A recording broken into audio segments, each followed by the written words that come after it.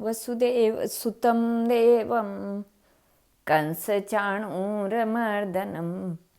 देवकी परमानन्दं कृष्णं वन्दे जगद्गुरुं श्रीकृष्णं वन्दे जगद्गुरुं श्रीकृष्णं वन्दे जगद्गुरुं। 23 अक्षौहिणी सेना लेकर जरासंध ने मथुरा पर आक्रमण कर दिया। भगवान श्री कृष्ण बड़े भाई बलराम और अपनी यादवी सेना लेकर मैदान में उतरे। जरासंध की सारी सेना युद्ध में मारी गई। बलराम जी ने तो जरासंध को भी पकड़ ही लिया था, किंतु दयालु भगवान ने उसे छुड़ा दिया। मगध लौटकर जरासंध ने पुनः सैन्य संगठन करके मथुरा पर आक्रमण किया, किंतु इस बार भी उसे मुंह की खानी पड़ी। इस प्रकार 18 बार जरासंध ने मथुरा पर विजय प्राप्त करने के प्रयास किया और प्रत्येक बार उसे पराजित होना पड़ा। यदुवंशियों को बार बार संकट में पड़ता देख भगवान श्री कृष्ण ने देवशिल्पी विश्वकर्मा जी को एक नए नगर के निर्माण का आदेश दिया। समुद्र के बीचों बीच विश्वकर्मा ने द्वारका नाम का एक अद्भुत नगर निर्माण कर दिया। मथुरावासियों को सोते समय ही भगवान ने द्वारका पहुंचा दिया। इस बीच कालयवन नाम का एक मलेच्छ शासक 3 करोड़ सैनिकों के साथ मथुरा को घेर चुका था। श्री कृष्ण अकेले ही उसके सामने आ पहुँचे। प्रभु की लीलाएं विचित्र हैं। उनके डर से काल भी डर जाए। वे प्रभु कालयवन को देखकर भागने लगे। कालयवन पीछा करता रहा। प्रभु श्री कृष्ण भागते भागते उस गुफा में घुस गए जिसमें राजा मुचकुंद गहरी नींद में सो रहे थे। प्रभु उनको अपना पीताम्बर ओढ़ाकर स्वयं छिप गए। कालयवन ने उन्हें ही श्री कृष्ण समझ उनको लात मारी। मुचकुंद की निद्रा भंग हो गई। देवताओं के वर के प्रभाव से मुचकुंद की दृष्टि पड़ते ही कालयवन जलकर भस्म हो गया। अपने दिव्य चतुर्भुज रूप का दर्शन भगवान ने मुचकुंद को कराया। प्रभु की स्तुति करके मुचकुंद अपने लोक को चले गए। भगवान श्री कृष्ण अब द्वारकाधीश बन गए। द्वारका का वैभव इंद्र की अमरावतीपुरी को भी लज्जित करने वाला था। सर्वत्र सुख शांति का साम्राज्य था।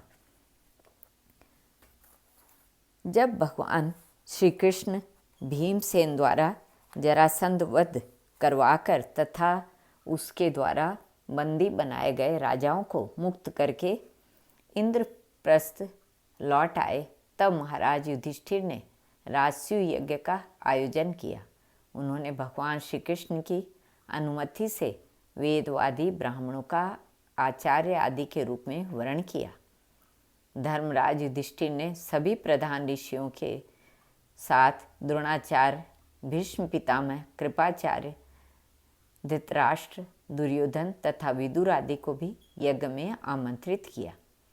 राजसूय यज्ञ का दर्शन करने के लिए देश विदेश के सब राजा, उनके मंत्री तथा ब्राह्मण, क्षत्रिय, वैश्य, शूद्र सब के सब वहाँ आए।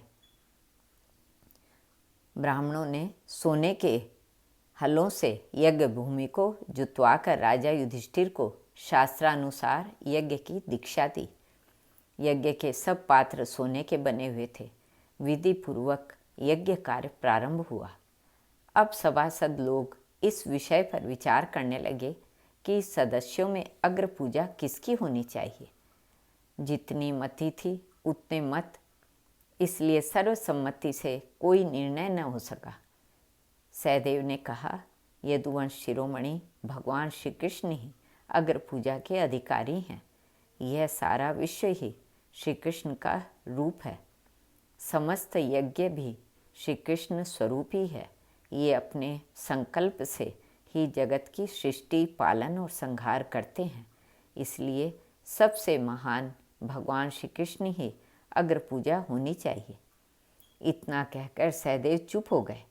उस समय युधिष्ठिर की यज्ञ सभा में जितने सत्पुरुष थे, सब ने एक स्वर से बहुत ठीक कहकर सहदेव की बात का समर्थन किया।